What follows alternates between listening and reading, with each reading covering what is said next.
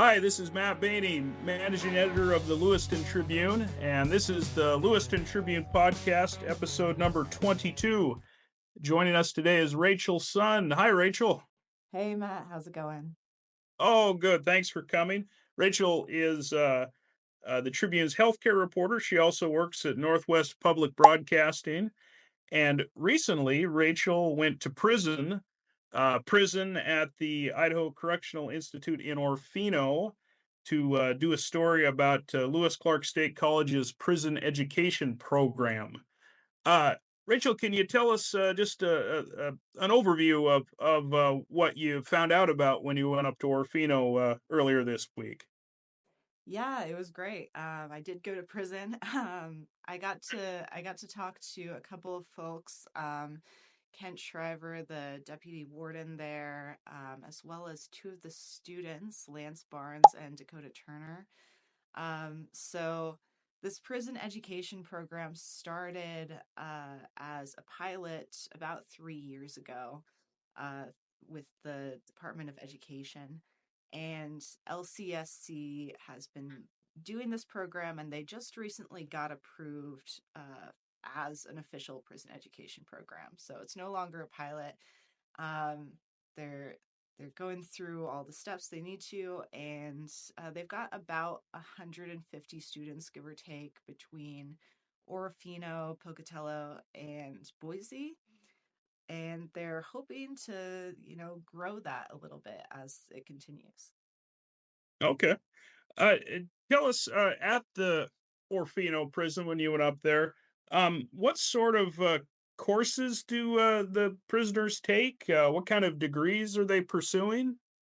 Yeah, so the courses that the students there take are a lot of the same courses that regular LCSC students take. They're set up separately, so it's just the prison population.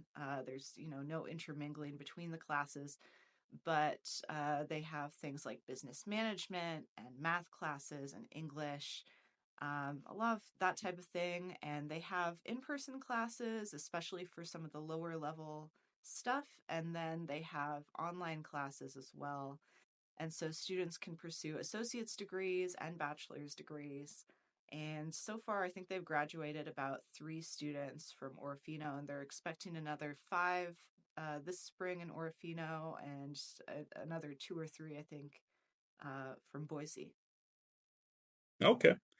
And what was the feeling about having the courses in prison among the prisoners and maybe the staff there too?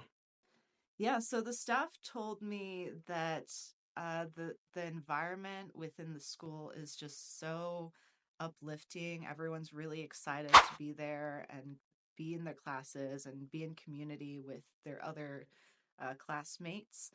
The students told me, it can be a big confidence booster, and they get the chance to prove to themselves and to their families what they're capable of. A lot of these students came from kind of unstable backgrounds, and sometimes there's like a generational thing where, maybe their parents or their grandparents went to prison. Ken Shriver, the warden, told me that they've had 3 generations of family members in prison before. And so having this educational opportunity allows people to kind of break that cycle and find new ways of dealing with issues and thinking about, what they want to do when they get out, that isn't just the same old, same old.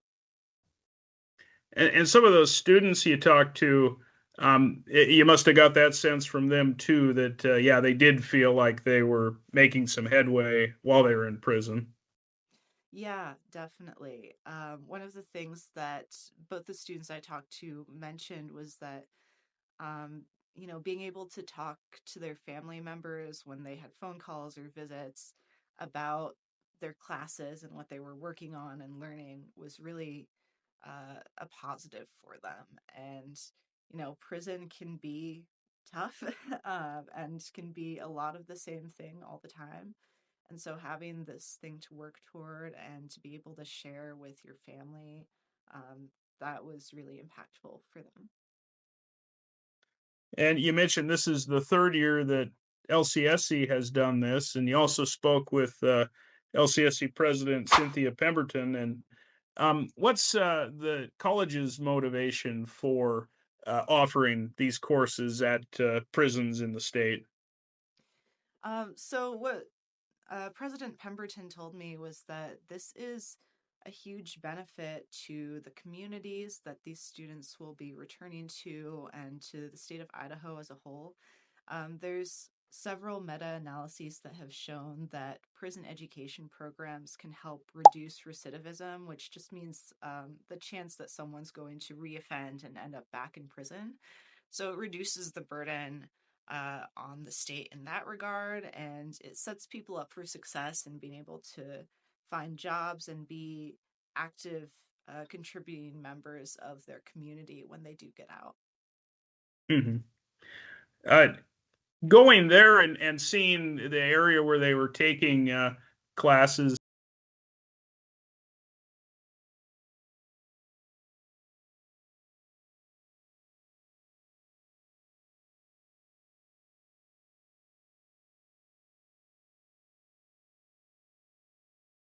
Sure. Where there was a lot more locked doors that we needed we needed the warden to get for us. But aside from that, it reminded me in many ways of the community college I went to before I pursued my 4-year degree. There, was a classroom with computers, and there was a small library, and there was tables with students gathered around doing a study session. Uh, you know, it is a prison, but like in many ways, um, it is also a school, and it has, I think, as many of the normal school things that they can get in there. Okay. And the instructors are they in person or are they there remotely? How do they take part in the classes? Yeah, so they have in-person instructors who show up and they teach classes in those classrooms I was talking about. They also have online instruction, mostly for the slightly more advanced classes. So, the 100 level classes, a lot more of those are in person.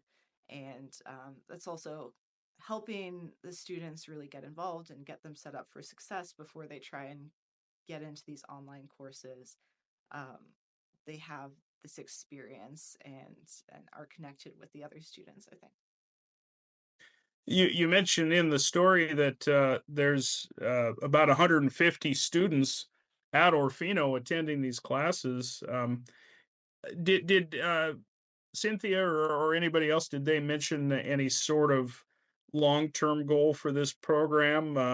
I wonder if they see it expanding beyond even that number. Right, so it's not quite 150 students at Orofino, but it's close to that number, I think, between all three of the correctional institutions that LCSC works with. And what President Pemberton told me was, because this program is primarily funded by Pell Grants along with a few private donors, there is the opportunity to continue expanding as long as they can find enough instructors to do that work. So she didn't give me precise numbers, but it sounded like they're very hopeful that this can continue to grow. Okay. Well, and Rachel, had you ever been to prison before this? No, this was my first time there. And I gotta say, it was a great experience. Nice place to visit. Might not Yeah. recommend staying. Yeah. Well, Rachel, thank you very much. Was there anything else about the story that you wrote that you might want to share with us? Let me think about that for a second. Um, I think I would just reemphasize like the value of these programs not only to the students but to their families, something that they shared, and some of the faculty and administrators I talked to shared, was that it really provides a lot of hope for these families who, sometimes the students who are in these programs have been trying for a really long time to get back on their feet, to find the right path, and it's been really difficult for them, and it's been difficult for their families. And so having this support and having this structure is helping them to do that, and it gives both the students and their families a lot of hope. Mhm. Well, great. Hey, Rachel, thank you. And be sure to read Rachel's story in Sunday's Lewiston Tribune. You can also listen to Rachel's story on Northwest Public Broadcasting. And thank you for joining us for this edition of the Lewiston Tribune podcast here from the Berry Coast studio at the Lewiston Tribune. And we'll have a new topic for you next week. Thank you.